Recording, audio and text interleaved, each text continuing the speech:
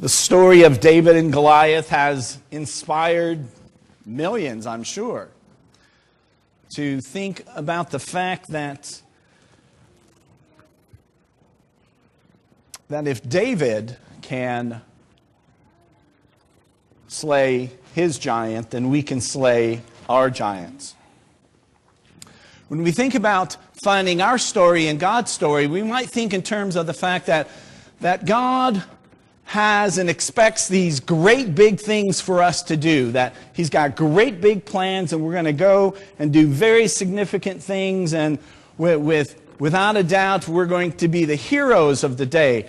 But I believe that God cares more about us just living faithfully day to day, doing the things that are important, that make the difference in the lives of people and each one of us.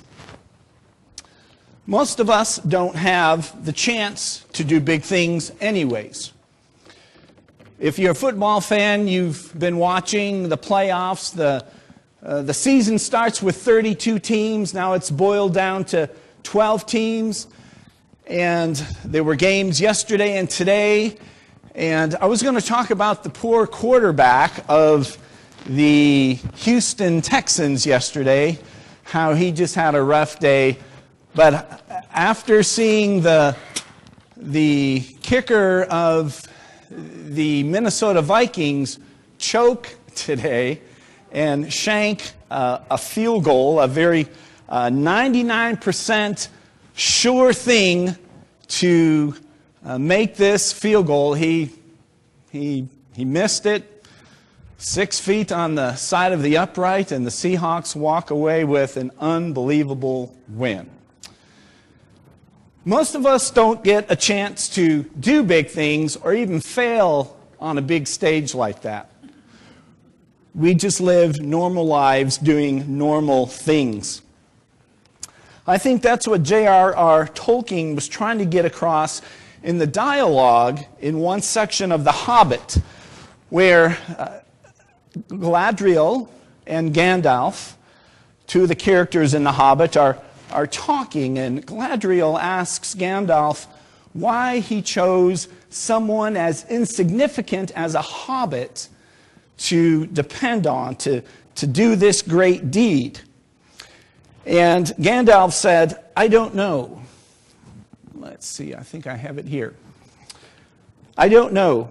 Saruman believes that it is only great power that can hold evil in check. But that is not what I have found. I have found that it is the small things, everyday deeds of ordinary folk that keep darkness at bay. Simple acts of kindness and love.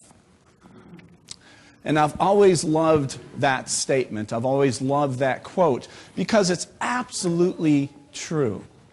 If we just live our lives faithfully, and you can't even say just live our lives faithfully. If we live our lives faithfully, that is more than enough. And perhaps more than that, that may be our big chance to go big time. And that's what David found in his situation in 1 Samuel chapter 17. And I would like to read the whole passage, but most of us know it pretty well. And so you know that the armies of the Philistines and the armies of Israel are lined up against each other, and they're ready for battle. They're in their battle formations, and this large man, this very large man, this man who is 9 feet 9 inches tall, dressed for battle with a helmet, with his coat of mail, with his large sword and his spear that are intimidating, he comes to the lion and says, send one of your soldiers out to me and we'll fight one-on-one, hand-to-hand combat. Whoever wins, the other will serve. And he does this a couple of days in a row, and David is sent to run an errand for his father, and he can't believe what he hears. He can't believe that This giant, no matter how formidable he may appear, is large enough to take on the God of the armies of Israel. So I wanted to start up in verse 20. It says, "So David got up early in the morning, left the flock with someone to keep it loaded up, and set out as Jesse had instructed him." He was to take supplies to his brothers, to the commanders of his brothers in the army. He arrived at the perimeter of the camp as the army was marching out to its battle formation, shouting their battle cry. Israel and the Philistines lined up in battle formation, facing each other. David left his supplies in the care of the quartermaster and ran to the battle line. When he arrived, he asked his brothers how they were.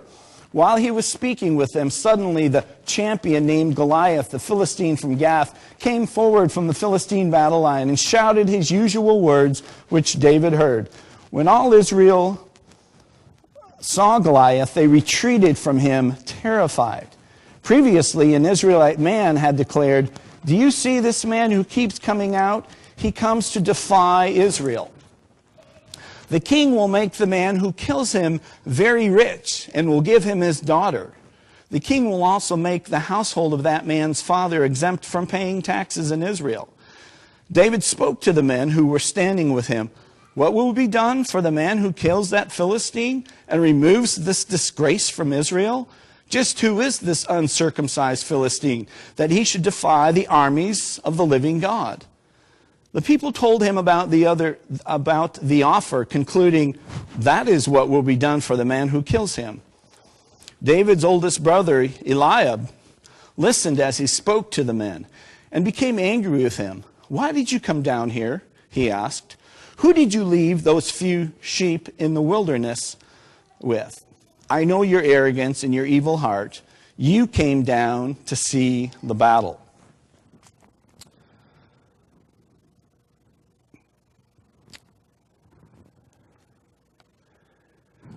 David didn't go down to see the battle. David went down to run an errand, to do the very small thing that he was charged by his father to do. But in doing this thing, he witnessed something, and he recognized something that struck him very deeply. And he acted accordingly. And this evening, we're going to look at three basic commitments that we see in the life of David that apply to us if we want to live lives that are faithful to God. But before we go to that, before we get into the meat of our lesson this evening, I didn't realize it, but this story, this popular story, this well-known and beloved story, is a source for those who believe that the Bible is just a book of contradictions. Now, are you familiar with the contradiction involving the story of David and Goliath? No. Okay. The story we've just read, we read about Goliath from Gath. And I think I knew this, but I wasn't thinking about it. Goliath was not the only giant that was involved in the battles between the Philistines and the people of Israel. And these verses, 1 Samuel 17:4, talks about the Goliath in our story today. 2 Samuel 21 references 4 more giants. And in the Holman Christian Standard Bible, it refers to them as descendants of the giant. Except for 2 Samuel 21:19, and if you'll notice here, it refers to him as Goliath the Gittite. The Gittites are from Gath, and that's where Goliath was from. This verse tells us that in 21:19 that this Goliath was killed by someone named Elhana. I think that's how his name is said. Yeah, Elhana. So on this slide I have the 2 verse references The one on the bottom is from 1 Chronicles chapter 20, and basically it presents the same information that we read in 2 Samuel chapter 21, talking about the killing of these other giants. Well, here, verse 2 Samuel 21:19, there was war. There again was war with the Philistines at Gob. Elhana, the son of, you can read that for yourself, slew Goliath the Gittite, the staff whose spear was like the weaver's beam. So it seems like here it's saying that Elhana slew Goliath and not David. And that in the mind of those who are skeptical about this just shows that Scripture is not what it claims to be, that there's mistakes in it. So how do we understand this apparent contradiction? Now, if you notice, 1 Chronicles chapter 20, verse 5 says, there was war again with the Philistines, and Elhana, the son of Jair, slew Lamai, the brother of Goliath the Gittite, the staff of whose spear was like a weaver's beam. I think some of the translations translate 21:19 in the same way as 1 Chronicles 20, verse 5. And that is what the experts say has happened here, that there's not a contradiction, that there was a typo, because this phrase here, the Lemite, and here it's a Bethlehemite, was a typo. It should have been Lamhi. This name right here is the same person as this one right here. So this Gim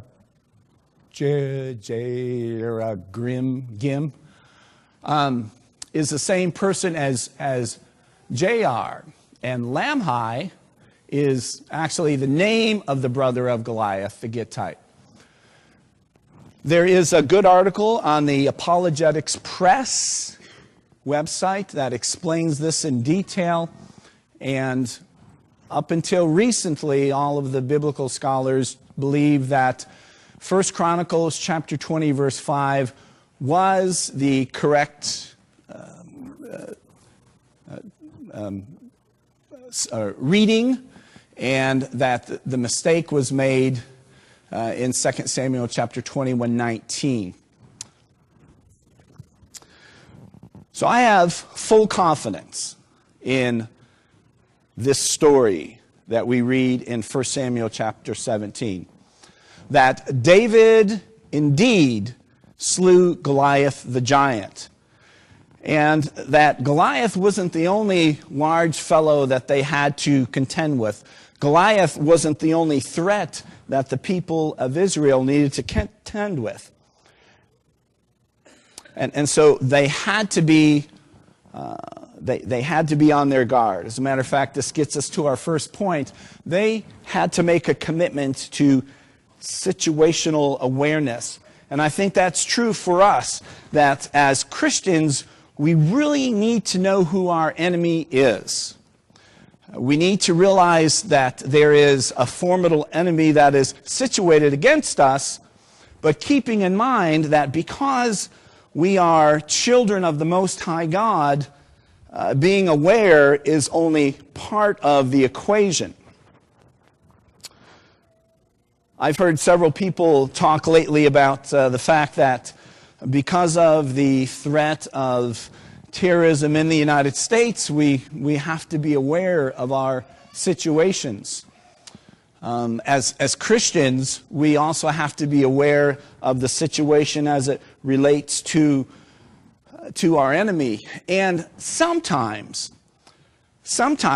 when I think about David and Goliath, I don't know if you do. Do you ever think about the cartoon that we learned in Bible class of, the cartoony-looking Goliath and the little boy David, and sometimes that's how we can look at the threat. of our enemy Satan, that he's just some sort of a cartoon.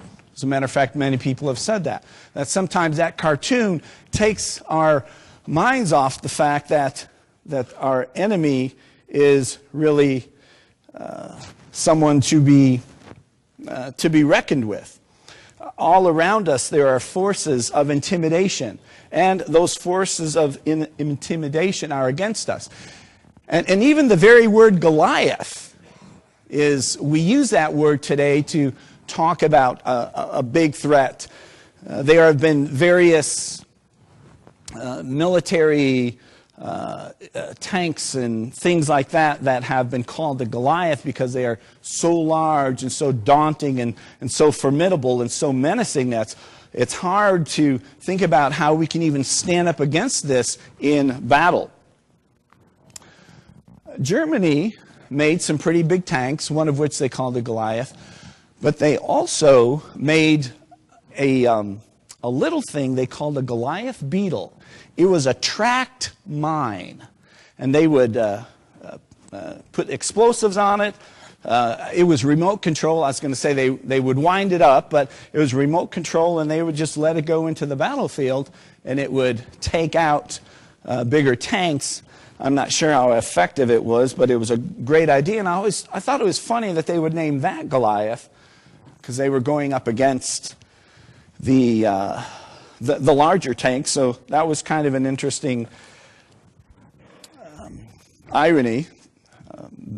I guess the Germans wouldn't have called one of their secret weapons David, because they didn't like the Jews. But the writer of 1 Samuel 17 goes to great lengths to help us understand just how dangerous and formidable Goliath was. It describes his armor, it describes his weapons, it describes his helmet, and things that we couldn't even imagine carrying around, he would wear going into battle. It's suggested that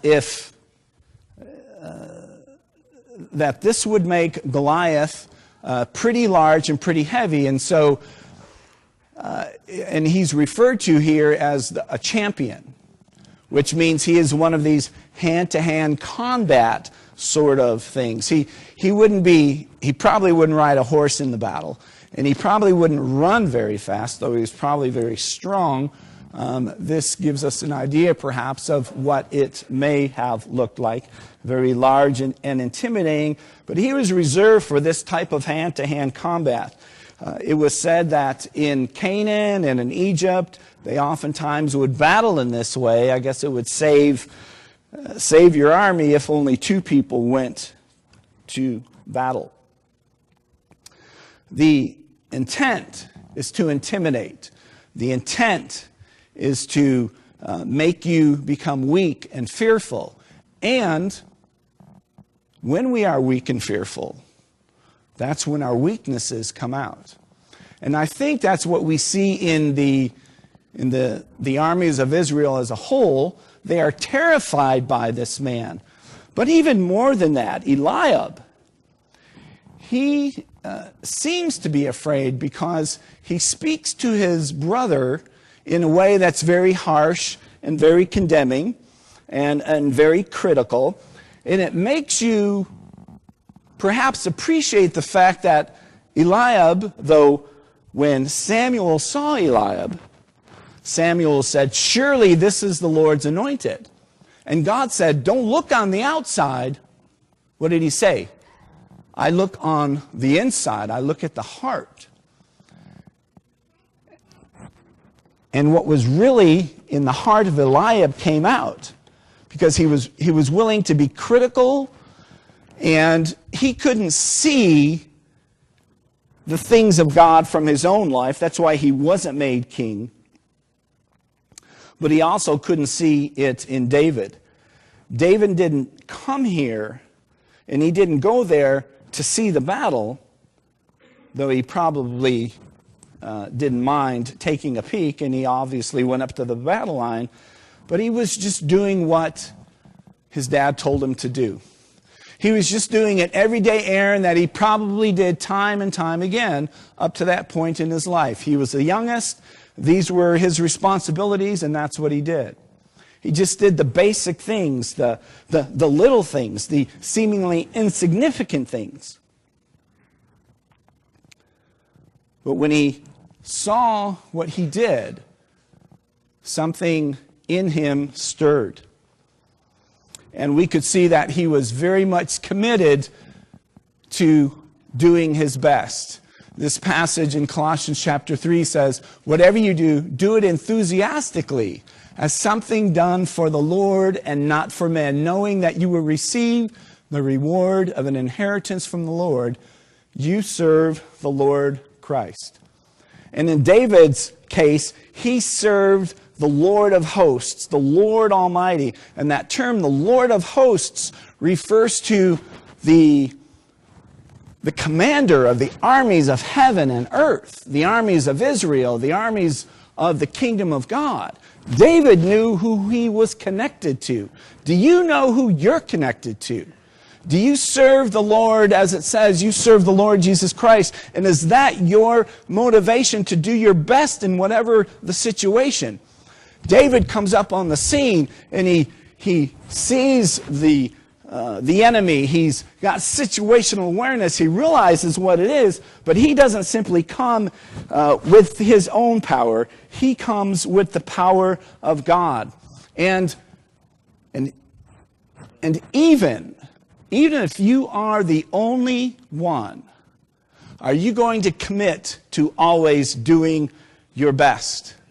David had to stand out and went out in front of everybody and made his position clear. He was asking questions. He was wondering what needed to be done, and he took action quickly. And that's what it means to do your best. If we realize that we serve Christ, there's nothing that should intimidate us. There's nothing that should overcome us. We should see within ourselves the ability to fight these battles. And so instead of being like Eliab, when we are fearful, our weaknesses come out. When we see the enemy, it's not our weaknesses that are triggered, but it's the strengths, it's the spirit that is within us, and we are going to do our best. That's what a life of obedience is all about. And we see the importance of living lives of obedience in many places in Scripture. And so I wanted to look at a couple of examples of people who were just being obedient to God, just doing the seemingly insignificant things in life, but because of that, their actions triggered the grace and the activity of God. The first one is Cornelius in Acts chapter 10. And the first 3 verses say, there was a man in Caesarea named Cornelius, a centurion of what was called the Italian regiment.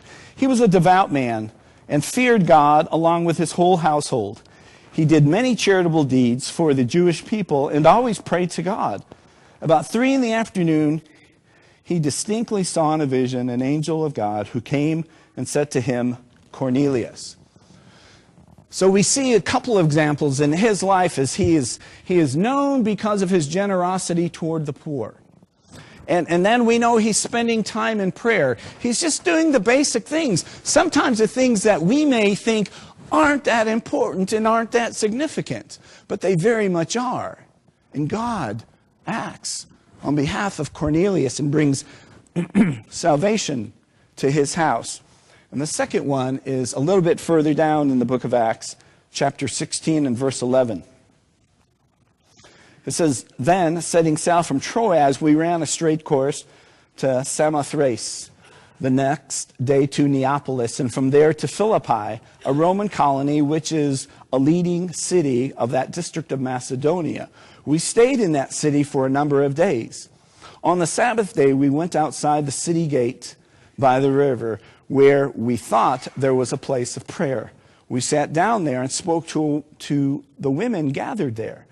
A woman named Lydia, a dealer in purple cloth from the city of Thyatira, who worshiped God, was listening. The Lord opened her heart to pay attention to what was spoken by Paul. After she and her household were baptized, she urged us, "If you consider me a believer in the Lord, come and stay at my house." And she persuaded us. In the example of Lydia as well, you see her going to a place of prayer. It was known that this would be a place of prayer. And so I think this speaks to the fact that sometimes maybe we don't think that even just going to church is that significant or that important. Sometimes we kind of put that in the category of, well, I know I should go, I know I need to go, and I will go, but we don't always see the significance of it. And here, because she's in the right place at the right time, because she's being obedient to God, she's trying to do her best to honor God in the way she knows, God brings salvation to her house.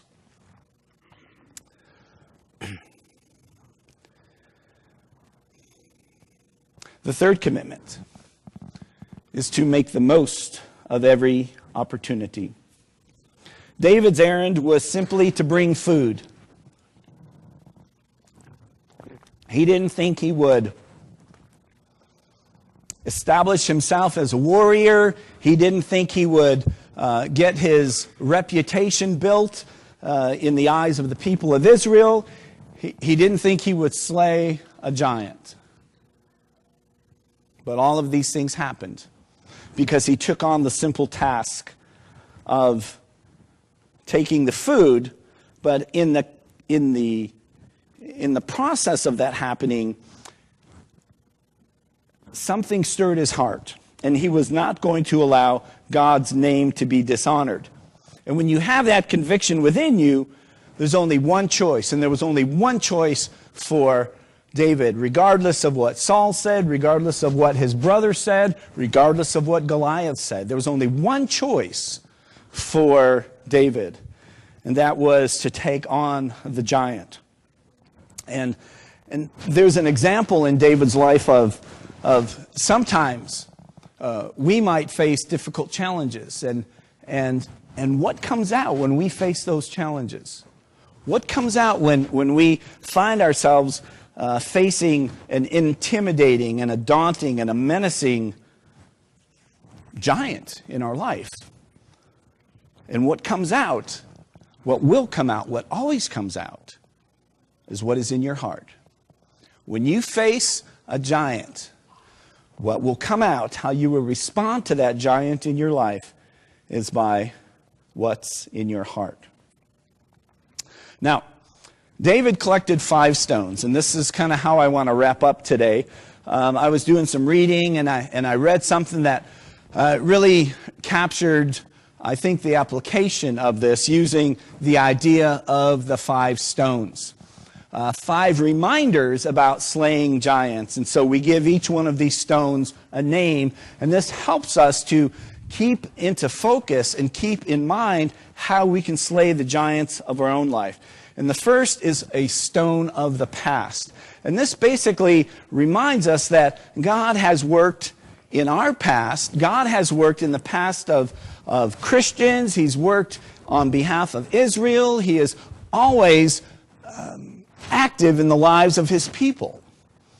And because we know that God is faithful, that whatever situation we face, God is going to be faithful to us.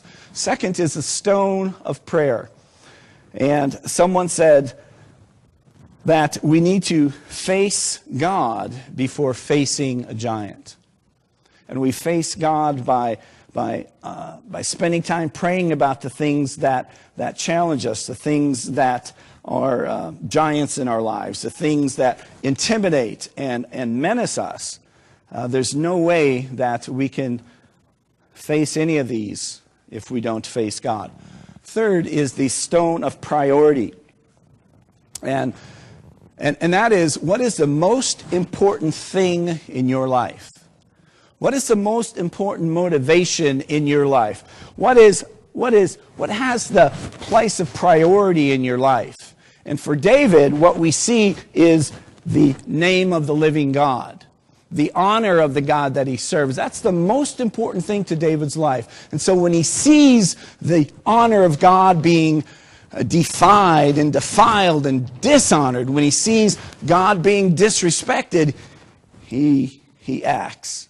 It angered him that God was being treated like that. And I think that sometimes as we think about what is our response in our society, in our culture, to the fact that in many ways God is being dishonored. Sometimes we'll be critical of people who take a stand because we think, oh, you're making too many waves, or you're just making the cause of Christ look like all Christians are disagreeable. But sometimes you've got to take a stand. Sometimes you got to make a difference. Sometimes you got to speak up for what you believe. And if the name of the living God is the priority of your life, then that's going to come out. The fourth one is the stone of passion. And this is simply the case that as Goliath came toward him, I'm sorry, I misstated that. As I don't think Goliath could have easily run anywhere, but as he was ambling toward him, kind of lumbering along, David ran toward him. And he got the sling going and let the sling go. There was passion in his action toward Goliath. Passion in his action on behalf of God. And then finally, the stone of persistence. The stone of persistence. And as we've already looked at, and I don't know if there's anything to this idea, but it's interesting. Why did David take 5 stones? And someone said, kind of tongue-in-cheek, because he knew that Goliath had 4 large buddies somewhere waiting to get revenge. And that perhaps is what was going on.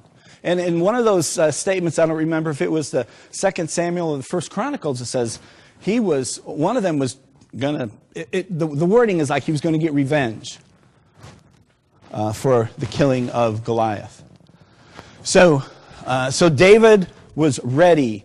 David was persistent. David was not taking any chances. Just in the battle here, he was ready to go at it and do what needed to be done in order to win this battle. As I mentioned as we started out, that the story of David and Goliath gives us hope, and it awakens in us that as David faced his giant and defeated it, that we also could as well. And so I don't know what you have as a giant in your life.